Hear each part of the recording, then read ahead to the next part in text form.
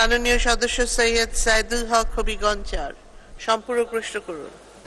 মাননীয় স্পিকার, আমার নির্বাচনী এলাকা হবিগঞ্জ 4 মাধবপুর চুনারঘাটে 25টা চা বাগান এবং 2টা রিজার্ভ ফরেস্ট আছে। আমার জানা মতে এক উপজেলায় এত সম্পদ পর্যটনের জন্য আর কোথাও আছে কিনা আমার জানা নাই।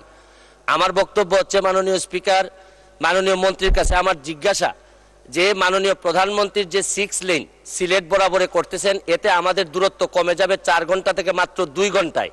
ঢাকা থেকে এর চেয়ে কাছে চা বাগান আর কোথাও পাওয়া যাবে না। তো পর্যটন মন্ত্রণালয়ের এইরকম মাননীয় প্রধানমন্ত্রীর এই স্পিডের সাথে তারা আমাদের এই পর্যটনটাকে সামনের দিকে নিয়ে যাওয়ার জন্য কিছু করবেন কিনা। আমি যাকে হারিয়ে এই মহান সংসদে আসছি, উনিও মাননীয় প্রধানমন্ত্রী আমাদের পর্যটন প্রতিমন্ত্রী ছিলেন, উনার করার সুযোগ ছিল, উনি করেন নাই বলে হয়তো উনি এই সংসদে এইবার আসতে পারেন না। মাননীয় সদস্য, মাননীয় মন্ত্রী। ধন্যবাদ মাননীয় স্পিকার।